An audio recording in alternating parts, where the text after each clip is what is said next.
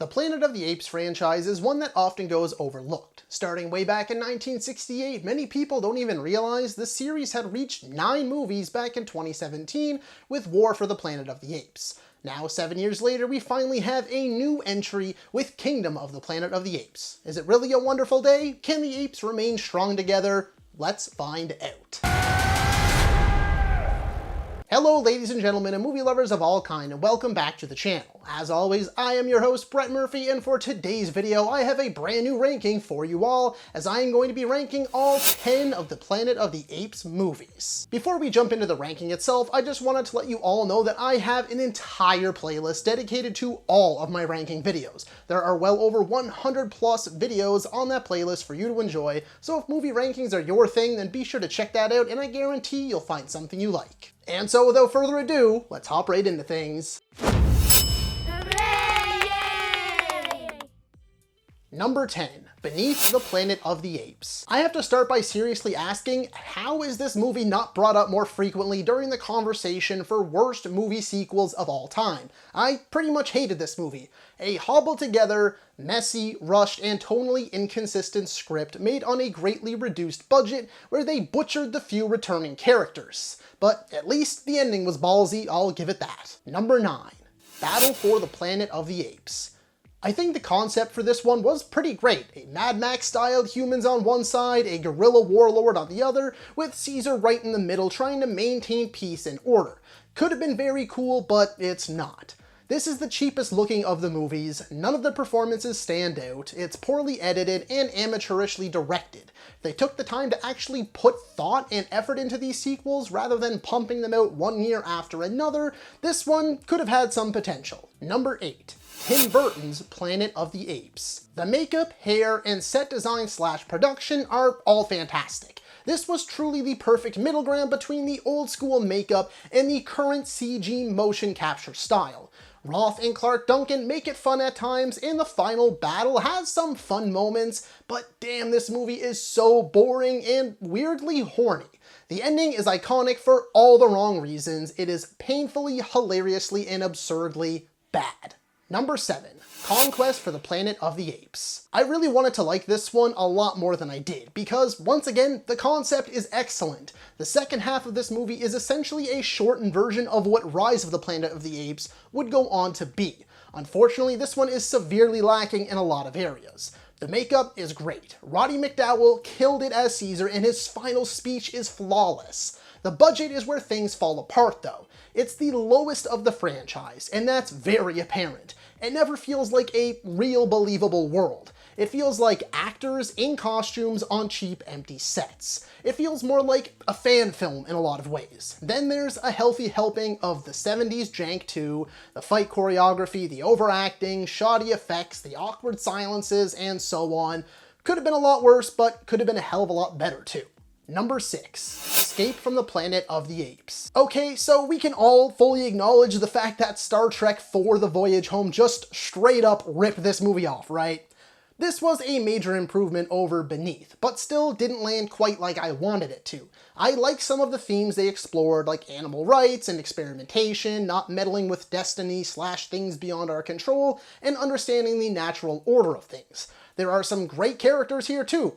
Bradford Dillman as Dr. Lewis Dixon, Eric Braeden as Dr. Otto Haslin, and William Wyndham as the President. Cornelius and Zira were much improved too. It just gets way too goofy at times, getting lost in showing off 70s culture, and the ending feels far too dragged out. Not to mention, the ending is morbid as hell too. Number 5. Kingdom of the Planet of the Apes. I'll admit I had my concerns with this one. I was cautiously optimistic because the trailers looked so good. But with the 300-year time jump and Wes Ball only having directed the Maze Runner movies, I wasn't sure what to expect.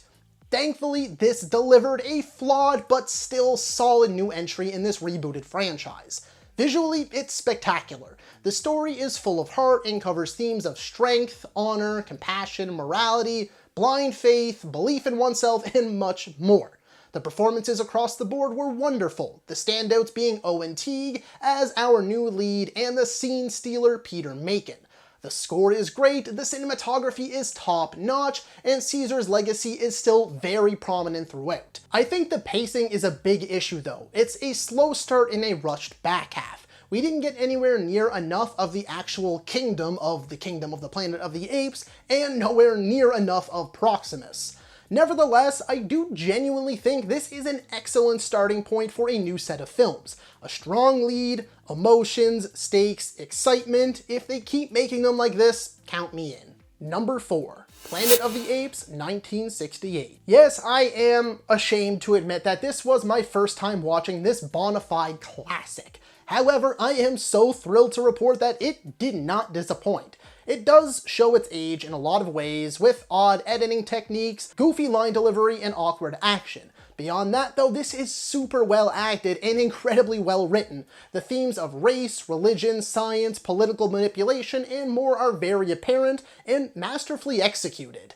Despite knowing the ending like everybody else on planet Earth, I found myself gripped by the story and anticipating the moment, which still covered me in goosebumps when it hit. The makeup is also phenomenal. Definitely one of those must-watch before you die movies.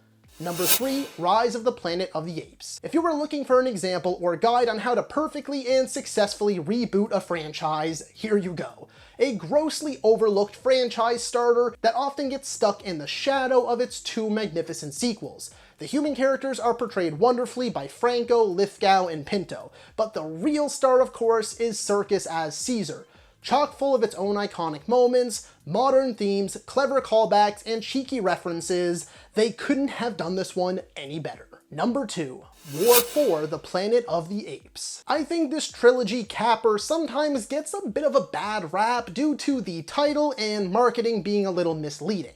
But for me, it truly borderlines on being a flat-out masterpiece. It's brilliant in every conceivable way. Reeves' direction, Giacchino's composing, the cinematography, the visual effects, the performances, especially Circus as Caesar, who is spectacular, and the ending.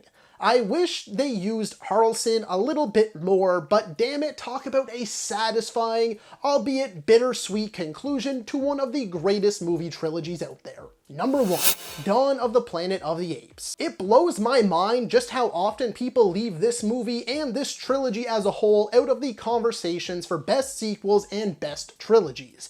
It seems like with the hype and release of Kingdom, it's starting to get brought back up a little more, but it still doesn't feel like enough. Circus's performance as Caesar here is stellar and deserves far more recognition. Reeves' direction is impeccable, and the visuals are better than like 97% of movies that release today. The story is super well paced. Koba is one of the best villains to come out of the 2010s, and the whole second half of the movie has countless moments that still take my breath away to this day.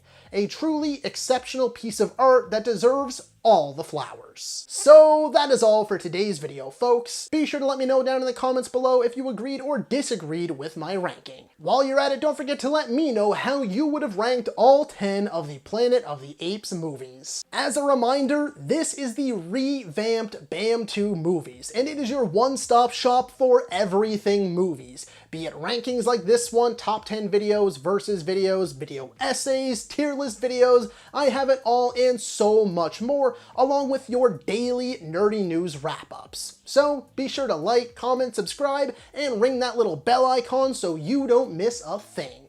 As always, folks, I thank you all so very much for watching. Stay happy, healthy, and safe out there. From myself and the rest of the BAMTube team, thank you for joining us. We'll see you next time, and that's a wrap.